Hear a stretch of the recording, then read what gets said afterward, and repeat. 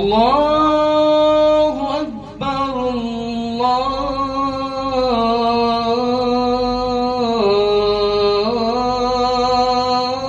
الله أكبر أشهد أن لا إله إلا الله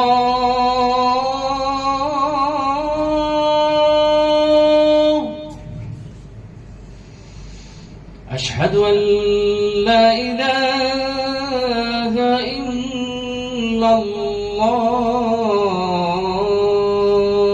الله أشهد أن محمدًا رسول الله أشهد أن محمدًا رسول الله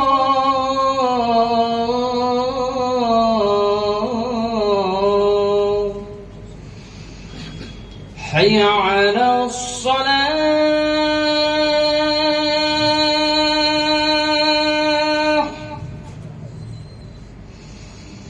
حي على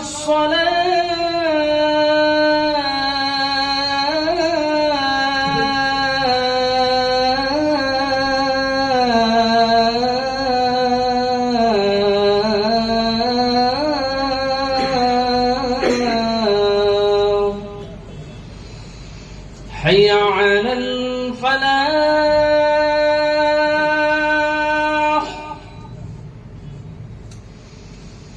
حي على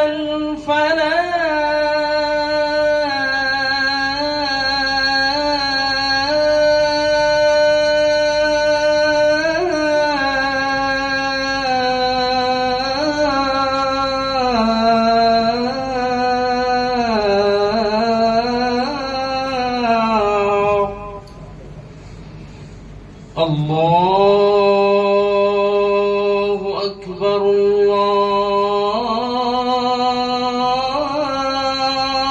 الله أكبر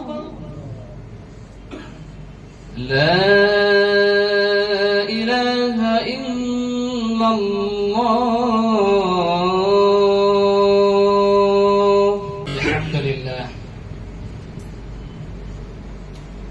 الحمد لله نحمده ونستعينه ونستغفره ونؤمن به ونتوكل عليه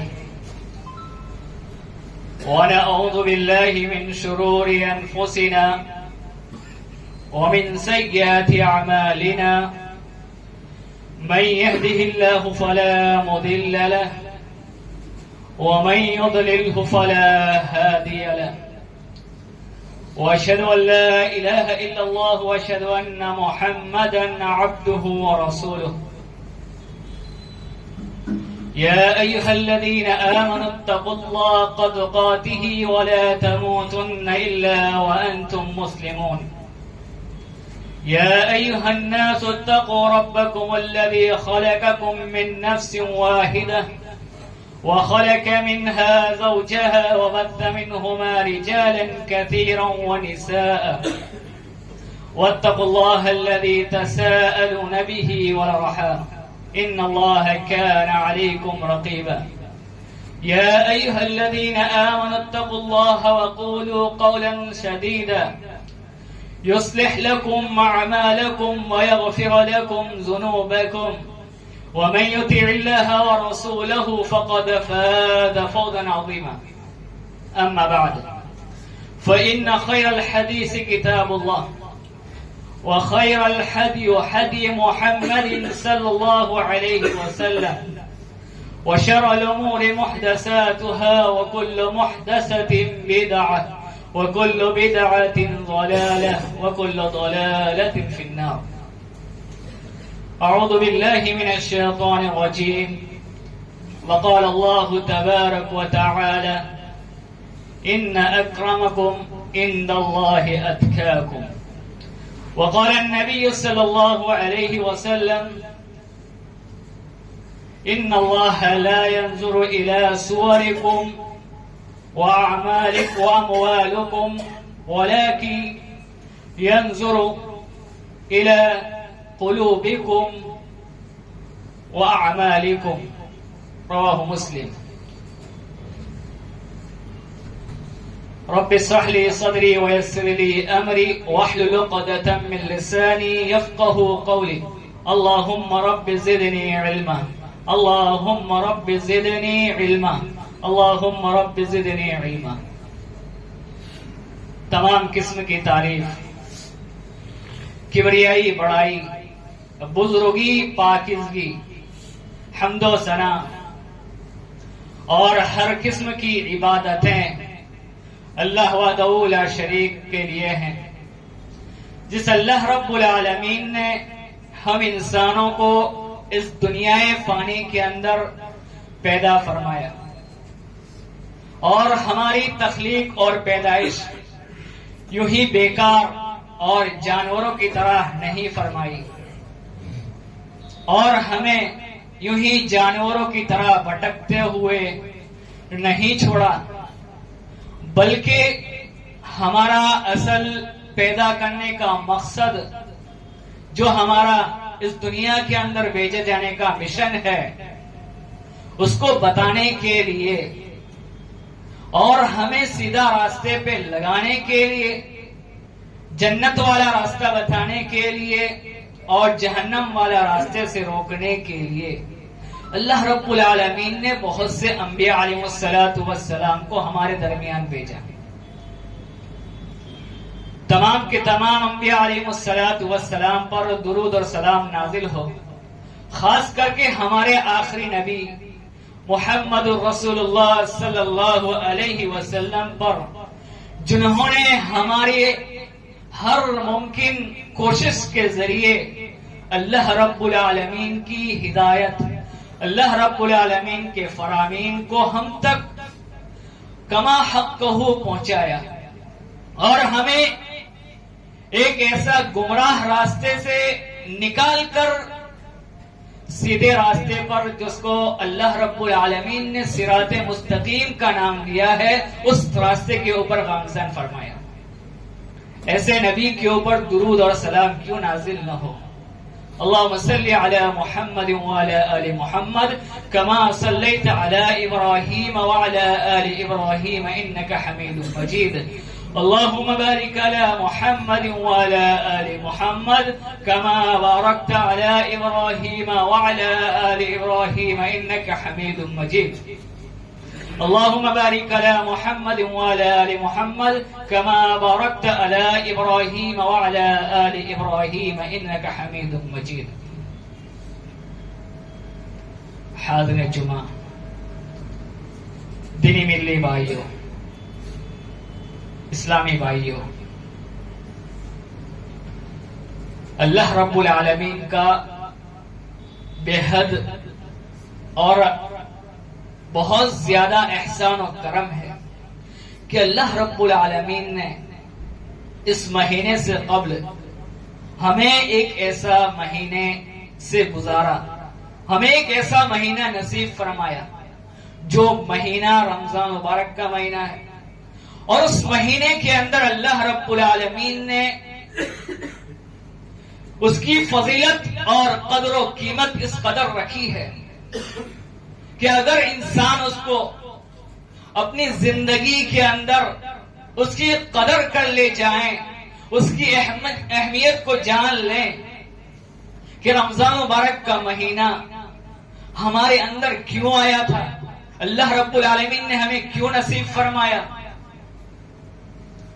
تو ایک انسان اس مہینے کو غنیمت جانتے ہوئے، اس سے نصیحت پکڑتے ہوئے، اس کے ذریعے سے ٹریننگ لیتے ہوئے آنے والی جو زندگی ہے، آنے والے جو ایام اور مہینے ہیں، اس کو اس سے بہتر گزارنے کی کوشش کرے گا. اللہ رب العالمین خود ارشاد فرماتا ہے، کتب علیکم الصیام کما کتب علی الذین من قبلکم لعلکم تتقون. یا ایھا الذین آمنوا، اے ایمان والو، کتب علیکم الصیام کما کتب علی الذین من قبلکم. اللہ رب العالمین نے تمہارے اوپر رمضان مبارک کے مہینے کے اندر جو روزے ہیں اس کو فرض امت کے اوپر فرض قرار دیا تھا. لعلکم تتقون. آخر میں اللہ رب العالمین اس آیت کے آخر میں اللہ رب العالمین ارشاد فرماتا ہے لعلکم تتقون، تاکہ تم لوگ پرہیزگار بن جاؤ. اللہ رب العالمین نے رمضان مبارک کا مہینہ نصیب فرمایا، ہم نے روزے رکھے، اللہ رب العالمین نے ہمیں توفیق بخشی، ہم نے اس مبارک مہینے میں روزے رکھے. ہم دیکھتے ہیں، ہم نے دیکھا اور جانچا کہ اس رمضان مبارک کے مہینے میں ہم نے کس قدر اللہ رب العالمین کی عبادت کی، اور روزے کی حالت میں ہمارے سامنے عظیم سے عظیم پکوان اور بہتر سے بہتر اور عمدہ سے عمدہ کھانے پینے کی چیزیں ہمارے سامنے رکھ دی گئی، لیکن ہماری یہ ہمت نہ ہوئی کہ اس کو اٹھائیں اور اپنے منہ کا لقمہ بنا لیں. وجہ کیا ہے؟ آدمی دنیا کے اندر رہ کر کھا پی کر زندگی گزارتا ہے، لیکن رمضان مبارک کے مہینے میں روزے کی حالت میں اس کے سامنے عمدہ سے عمدہ کھانے پینے کی چیز رکھ دی جائے، لیکن وہ کھانا نہیں کھاتا، وہ پیتا نہیں. وجہ کیا ہے؟ وجہ یہ کہ لعلکم تتقون، تاکہ تم متقی اور پرہیزگار بن جاؤ. اس وقت ہمیں اللہ رب العالمین کا خوف اور ڈر لائق ہوتا ہے کہ جس اللہ رب العالمین نے ہم پر رمضان مبارک کا مہینے کے اندر روزے فرض کیے ہیں، اس حالت میں کھانا پینا اللہ رب العالمین نے حرام کرا دیا ہے. جو کھانا پینا رمضان مبارک کے علاوہ روزے کی حالت کے علاوہ دوسرے حالت میں اللہ رب العالمین نے جائز قرار دیا ہے، وہی کھانا پینا روزے کی حالت میں اللہ رب العالمین نے حرام قرار دیا ہے. اس کو حرام جانتے ہوئے ہم نے روزے کی حالت میں کھانے پینے سے بچے رہے، تو یہی تقوی ہے، یہی پرہیزگاری ہے. اور تقوی کہتے ہیں کہ گناہوں سے بچے رہنا، پرہیزگاری اختیار کرنا، اپنے اور اپنے گناہوں کے درمیان اللہ کا ڈر اور خوف کو دیوار کے مانند کھڑا کر دینا. مثال لے لیجیے، یہ مسجد ہے، ابھی سیف ہے، ہمارے مد مقابل ہمارا دشمن اس مسجد سے باہر کھڑا ہے، ہم یہاں سیف محسوس کر رہے ہیں، کسی کا ڈر لائق نہیں ہے. جیسے ہم باہر نکلیں گے فلاں دشمن ہم پر حملہ کر دے گا، ڈر ہے کہ فلاں دشمن ہم پر حملہ کر دے گا. جب تک اس مسجد میں ہم بیٹھے ہوئے ہیں ہمیں کوئی ڈر اور خوف نہیں ہے. تو جب تک ہم روزے کی حالت میں ہیں اور رب کے حضور اللہ کو حاضر ناظر رکھتے ہوئے، اللہ کے سامنے اپنے آپ کو رکھتے ہوئے، اللہ کو ایک مانتے ہوئے اور یہ جانتے ہوئے کہ جو اللہ رب العالمین رمضان مبارک کے مہینے میں ہمارے روزے کی حالت میں کھانے پینے کو دیکھ سکتا ہے، تو وہی اللہ رب العالمین رمضان مبارک کے بعد کے مہینے میں بھی ہے جو ہمارے حرام کھانے پینے کے اندر بھی دیکھ سکتا ہے. حضرت عمر فاروق رضی اللہ عنہ نے تقوی کی تعریف، تقوی کسے کہتے ہیں، اللہ کا ڈر کسے کہتے ہیں، اس کے بارے میں حضرت ابی بن کعب رضی اللہ تعالیٰ عنہ سے دریافت کیا. پوچھا کہ ابی بن کعب، تقوی کیا ہے، ڈر کیا ہے، خوف کیا ہے اللہ کا؟ حضرت ابی بن کعب نے حضرت عمر رضی اللہ تعالیٰ عنہ سے کہا، کیا تمہارا گزر اس راستے سے ہوا تھا جس راستے کے اوپر کانٹے بچھے ہوئے ہو، کانٹے دار جھاڑیاں بچھی ہو، کانٹے دار جھاڑ بچھے ہو؟ آج کے زمانے میں دیکھی جائے تو کیل بچھے ہوئے ہو، راستے کے اندر کیل لگائی گئی ہو. حضرت عمر نے کہا کہ ہاں میرا گزر ہوا ہے. ابی بن کعب نے حضرت عمر سے پوچھا، اس وقت تمہارا عمل کیا تھا، تم اس راستے کو کس طرح پار کیا؟ حضرت عمر کہتے ہیں کہ اب اس وقت میں نے اپنے دامن کو اپنے پیجامہ کو اپنے استینوں کو سمیٹ لیتا ہوں اور بچ کر اس راستے کو پار کر لیتا ہوں. حضرت ابی بن کعب رضی اللہ تعالیٰ عنہ کہتے ہیں کہ یہی تقویٰ ہے. جس طریقے سے کانٹے دار بچھا ہوا راستہ سے ہم اپنے آپ کو بڑے ہی سیف طریقے سے نکال لے جاتے ہیں، تو اسی طریقے سے ہمیں دنیا کی رنگینیوں، دنیا کے اندر جو مہیا چیزیں ہیں، اللہ رب العالمین نے جو نعمتیں رکھی ہوئے ہیں، جو چیزیں رکھی ہوئے ہیں، مہیا کی ہیں، اس کو جھانچ کر پرکھ کر کون سی چیز حلال ہے، کون سی چیز حرام ہے، کون سا کام گناہ والا ہے، کون سا کام نیکی والا ہے، اس کو جان کر اپنی زندگی کو گزارنا چاہیے. یہ دنیاوی زندگی ہماری اصل زندگی نہیں ہے، یہ ایک دن ختم ہو جائے گی. ذرا سوچئے، آج کے دن سے پہلے ہمارے درمیان کتنے لوگ تھے، آج موجود نہیں ہیں، کیونکہ ہمیشگی والی زندگی نہیں ہے. کل ان کی باری تھی تو آج ہماری باری رہے گی. کوئی کچھ نہیں جانتا کب اس کا اللہ رب العالمین کے پاس جانے کا وقت آ جائے. زندگی ختم ہونے والی ہے، دنیاوی زندگی ختم ہو جانے والی ہے. تو اس دنیاوی زندگی کے اندر رہتے ہوئے شریعت کے مطابق زندگی گزاری جائے، دیکھا جائے کون سا کام حلال ہے، کون سا کام گناہ والا ہے، کون سا کام حرام والا ہے اور کون سا کام نیکی والا ہے، کون سا کام شریعت کے مطابق ہے اور کون سا کام شریعت کے خلاف ہے. جب ہمارے اندر یہ تمام چیزیں آ جائے تو جان لینا چاہیے کہ ہمارے اندر اللہ رب العالمین کی ڈر اور خوف ہمارے اندر آ گیا ہے.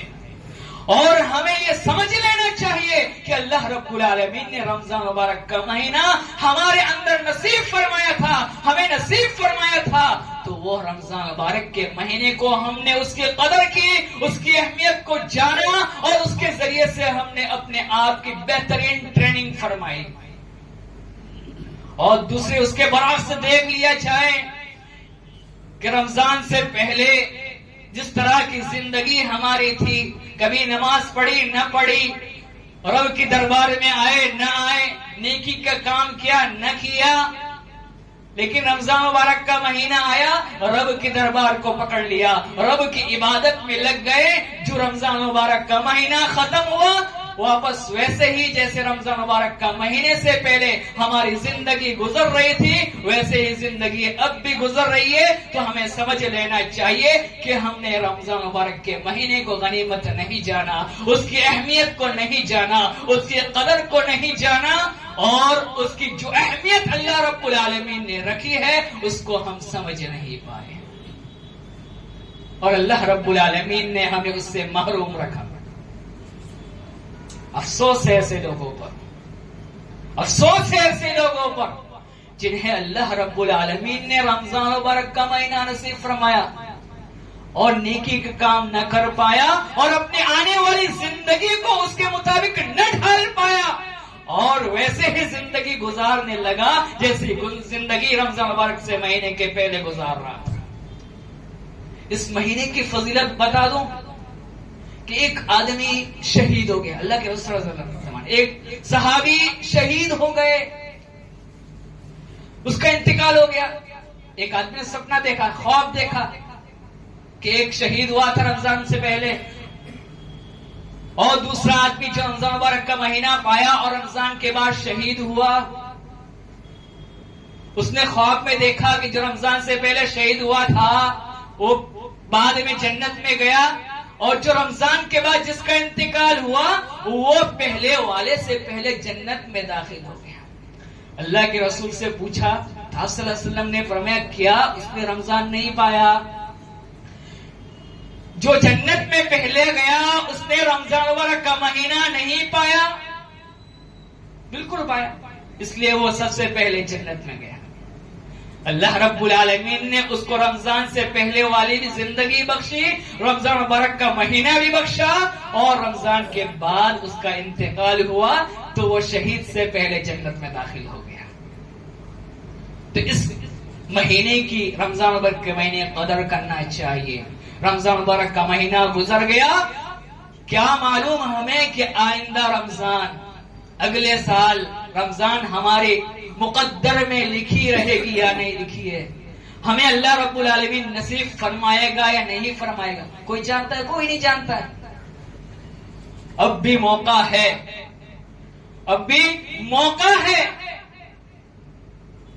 اپنی زندگی کو غنیمت جاننا چاہیے اور اللہ رب العالمین کا ڈر اختیار کریں.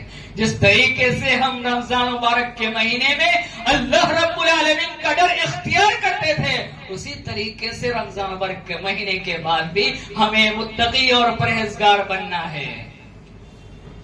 یہ ہمارا حق ہے.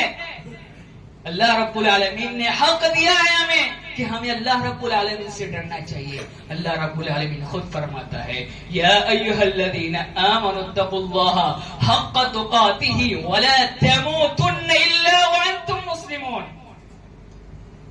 یا ایھا الذین آمنوا اتقوا اللہ، اے ایمان والو اللہ سے ڈرو. حق تقاتہ، جیسا کہ اللہ رب العالمین سے ڈرنے کا حق ہے.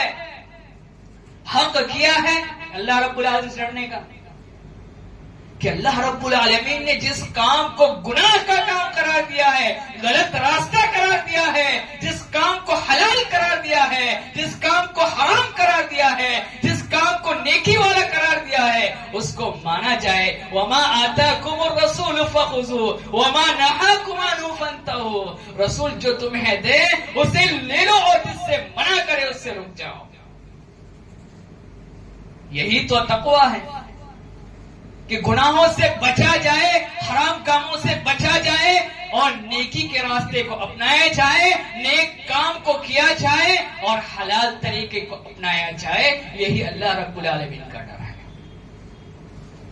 اس کا اللہ رب العالمین بہت سے فوائد ہمارے اندر بہت سے فائدے رکھے ہیں. سب سے پہلا فائدہ یہ ہے کہ تقوی کے ذریعے اللہ کا ڈر جس انسان کے اندر آ جاتا ہے، سب سے زیادہ وہ اللہ رب العالمین کے نزدیک معزز اور مقرب بن جاتا ہے. وہ اللہ کے سب سے زیادہ قریب بن جاتا ہے. اللہ رب العالمین ارشاد فرماتا ہے ان اکرمکم عند اللہ اتقاکم.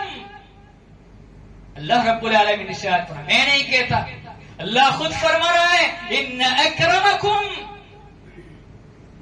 کہ اللہ کے نزدیک تم میں سب سے مکرم، سب سے معزز اور سب سے عزت والا وہ ہے اتقاکم، جو تم میں سب سے زیادہ متقی ہے، جو تم میں سب سے زیادہ اللہ رب العالمین سے ڈرنے والا ہے.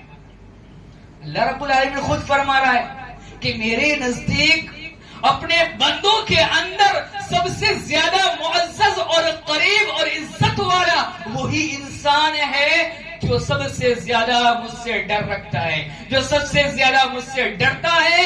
پہلے کام کرنے سے پہلے سوچ وچارتا ہے، شریعت کے سامنے رکھتا ہے، پرکھتا ہے کہ شریعت کے اندر یہ کام کرنا نیکی والا ہے یا گناہ والا ہے، کہیں یہ کام حرام طریقے کا نہیں ہے، کہیں یہ حلال طریقہ کا ہے.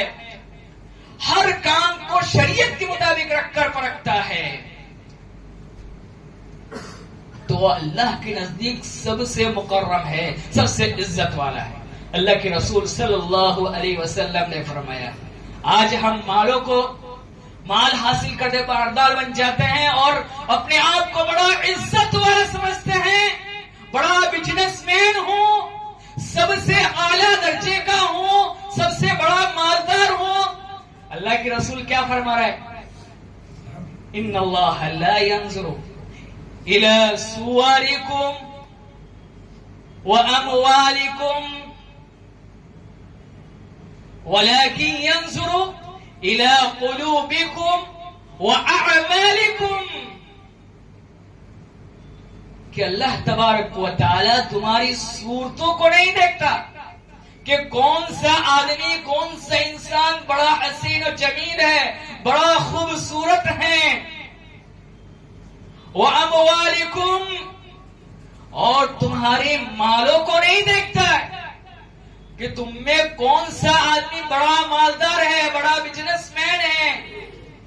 وَلَكِنْ يَنْظُرُ، بلکہ اللہ رب العالمین دیکھتا ہے إِلَىٰ قُلُوبِكُمْ، تمہارے دلوں کو دیکھتا ہے، وَأَعْمَالِكُمْ، اور تمہارے عملوں کو دیکھتا ہے، تمہارے کرتوت کو دیکھتا ہے۔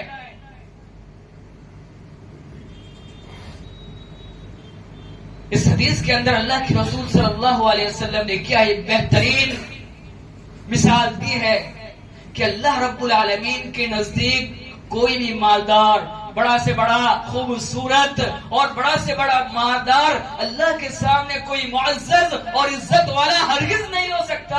اگر کوئی عزت والا اور معزز ہو سکتا ہے، اللہ کے سب سے قریب کوئی ہو سکتا ہے، تو وہ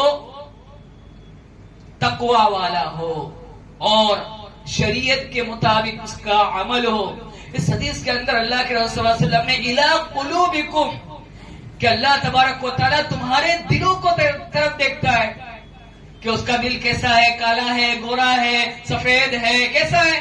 نہیں، دوسری حدیث کے اندر اللہ کے رسول صلی اللہ علیہ وسلم نے فرمایا التقویٰ ہا ہونا، التقویٰ ہا ہونا، التقویٰ ہا ہونا، اپنے سینے کی طرف، اپنے دل کی طرف۔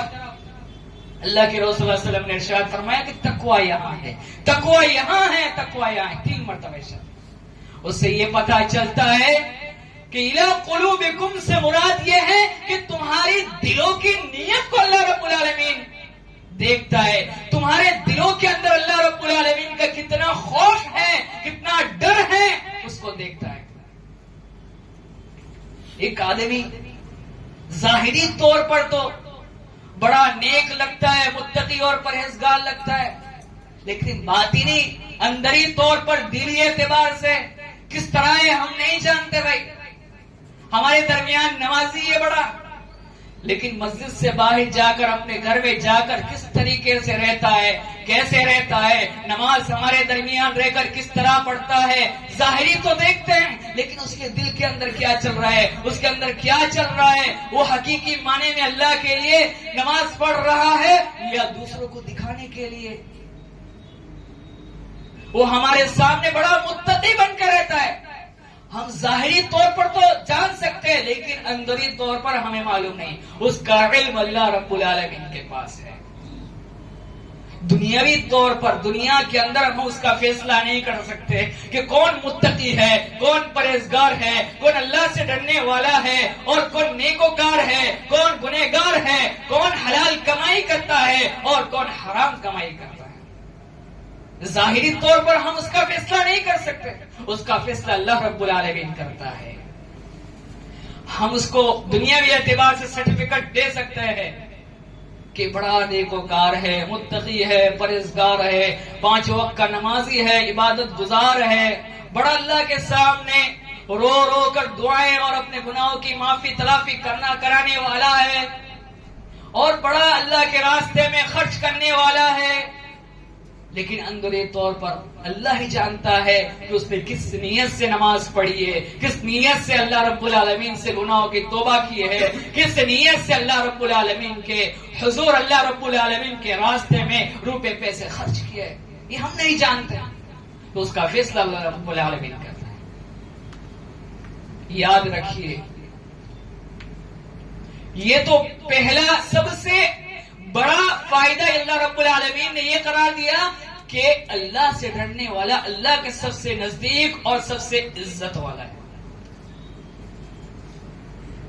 اور دوسرا فائدہ یہ ہے کہ آدمی جب متقی اور پرہیزگار بن جاتا ہے، اللہ رب العالمین اس کو جنت میں داخلہ کرتا ہے۔ اللہ رب العالمین اس کو ہر پریشانی سے اس کی حفاظت کرتا ہے،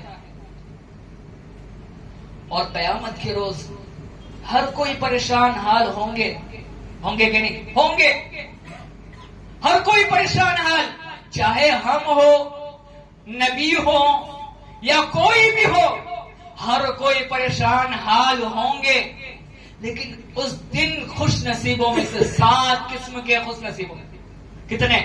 7 قسم کے خوش نصیب لوگ، جن کو کوئی پریشانی لائق نہ ہوگی، جن کو رب کا سایہ نصیب ہوگا، ان 7 خوش نصیبوں سے ایک وہ خوش نصیب ہوگا جس کو ایک حسین اور جمیل اور خوبصورت عورت نے دعوت زنا دیا، یعنی اس کو زنا کرنے پر، غلط کام کرنے پر ابارا۔ زنا کرنا حرام کام ہے، شریعت نے اس کو حرام قرار دیا ہے، گناہ کا کام ہے۔ تو یہ خوبصورت اور حسین و جمیل اور بڑی عزت والی مالدار گھرانے کی حسب نسب والی عورت نے اس کو زنا کے اوپر ابھارا، اور اس آدمی نے کہہ دیا کہ میں اللہ رب العالمین سے ڈرتا ہوں، میں تیرے ساتھ یہ زنا جیسا حرام کام نہیں کر سکتا۔ مجھے میرے اندر اللہ رب العالمین کا خوف اور ڈر ہے کہ اللہ رب العالمین اس زنا کے کام کرنے کی وجہ سے میرے تمام نیک اعمال کو برباد نہ کر دے، میری آخرت کو برباد نہ کر دے، میرا ٹھکانہ جہنم نہ بنا دے۔ مجھے اللہ رب العالمین کا ڈر ہے، اور اس کو زنا کی دعوت پر انکار کر دیا تو وہ شخص بھی جس کو گناہ کی دعوت دی گئی، وہ اللہ رب العالمین کی ڈر کی وجہ سے اس کام کو چھوڑ دیتا ہے، تو اس کو اللہ رب العالمین اپنے سائے کے اندر جگا دے گا۔ وقت زیادہ ہو رہا ہے، لہذا یہیں پر اپنے اس خطاب کو مکمل کرتا ہوں۔ اللہ تبارک و تعالی ہم تمام مسلمانوں کو دنیا کے اندر جب تک زندہ رکھے نیک اعمال کرنے کی توفیق عطا فرمائے۔ اللہ رب العالمین ہمیں شریعت کے مطابق عمل کرنے کی توفیق عطا فرمائے۔ اللہ رب العالمین جس طریقے سے ہم نے رمضان مبارک کا مہینہ گزارا ہے، حلال حرام گناہ اور نیکی کے اندر تمیز فرمائی ہے اور اس کے مطابق عمل کیا ہے، اللہ رب العالمین ہمارے اس عمل کو قبول فرمائے، اور آنے والی ہماری جو زندگی ہے، جو ایام ہے، ہم جس ایام سے گزر رہے ہیں، اللہ رب العالمین قیامت تک آنے والے دنوں تک ہم تک ویسے ہی زندگی گزارنے کی توفیق عطا فرما۔